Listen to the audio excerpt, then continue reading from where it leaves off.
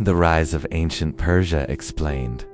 Imagine a land of deserts and mountains, where small kingdoms struggled to survive among warring neighbors. Yet from this landscape arose a civilization that would come to govern an empire stretching from the Indus Valley to the Aegean Sea. His was Persia, and at its heart were rulers who combined strategy, diplomacy, and vision to create one of history's greatest empires. Before Persia, the ancient Near East was divided among powerful city-states, kingdoms, and empires. The Medes ruled the Iranian plateau, while Babylon and Lydia commanded wealth, trade, and influence in Mesopotamia and Anatolia. Each kingdom maintained power through conquest and tribute, yet none had achieved lasting cohesion across such vast territories. It was in this environment that Cyrus the Great emerged. Born around 600 BCE, he was a member of the Persian royal family under Median dominance. By uniting the Medes and Persians, Cyrus set the stage for an unprecedented rise. But his ambition was not fueled solely by war. Cyrus understood the value of administration, respect for local customs, and governance that embraced diversity.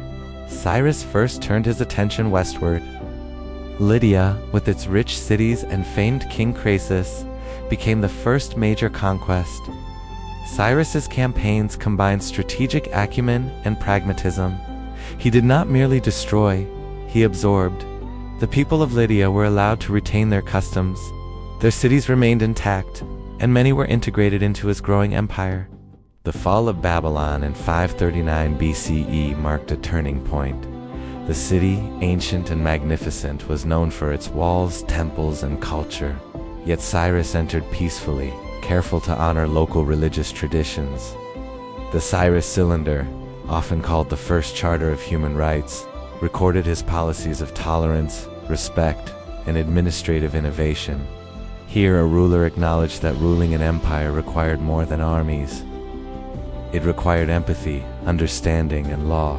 Under Darius I, Persia reached the height of its structural sophistication. Darius reorganized the empire into satrapies, administrative provinces, each overseen by a governor, or satrap. Roads connected distant cities, standard weights and measures ensured fair trade, and taxation systems stabilized the economy. Persepolis rose as a ceremonial capital, a symbol of Persian grandeur, with monumental architecture reflecting both power and order. Yet Persia was not a uniform empire. Within its borders were Greeks, Egyptians, Jews, Babylonians, and countless other peoples. Darius promoted cultural and religious tolerance. Local customs were respected. Practices were codified. Tribes that had once resisted conquest were now contributors to an empire whose reach was unprecedented in scale and cohesion. Conflict, however, was unavoidable. The Greco-Persian Wars brought Persia into confrontation with the Greek city-states. These wars are often dramatized in modern retellings. Yet from a historical perspective, they were a clash of empires and cultures seeking influence over the Aegean and Anatolia. Battles like Marathon and Thermopylae became legendary, but the empire endured, learning, adapting, and continuing its governance far beyond the battlefield. Over time, internal strains and external pressures began to weaken the empire. By the 4th century BCE, a new force emerged, Alexander of Macedon. His campaigns swept through Persia, toppling cities and claiming the mantle of empire. Yet even as the Achaemenid dynasty fell, its structures, roads, and systems endured, influencing successors and leaving an indelible mark on history. The legacy of the Persian Empire is profound. Administrative models pioneered by Cyrus and Darius inspired later empires. Cultural tolerance allowed diverse populations to coexist under one rule. Architectural and artistic achievements in Persepolis and other cities influenced generations, and the concept of a vast organized empire shaped the imagination of both East and West. Even today, Persia's history echoes in the modern Iranian identity. It reminds us that empire is not defined only by conquest, but by governance, innovation, and the capacity to unify diverse peoples. The story of Cyrus the Great and Darius I teaches a lesson that is timeless. Leadership rooted in vision, justice, and empathy can endure beyond the battlefield. As we reflect on the rise and fall of Persia, we see the cycles of history repeating. Kingdoms emerge, empires expand, leaders rise, and civilizations leave legacies that outlast their founders.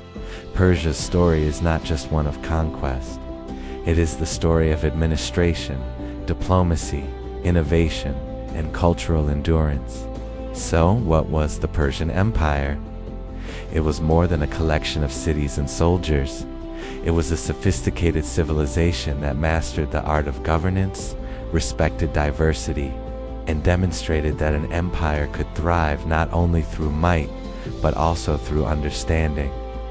From the deserts of Iran to the rivers of Mesopotamia, Persia's influence is a testament to the enduring power of thoughtful leadership. History is not just about wars fought or territories conquered. It is about systems built, ideas shared, and the ways people are remembered. Persia achieved something remarkable.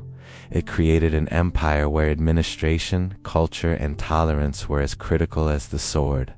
Its lessons remain relevant, a guide to those who study human society, leadership, and the art of uniting diverse peoples under one vision. The Persian Empire may have faded into history, but its impact resonates even today. Roads built, cities planned, laws codified, and cultures harmonized, all remind us that lasting influence does not always come from loud victories, but from structures, systems, and the wisdom to rule justly. And in understanding Persia, we understand more about the nature of civilization itself, how ideas can outlive empires, how governance can transcend generations, and how the echoes of ancient Iran continue to shape the world in subtle but undeniable ways.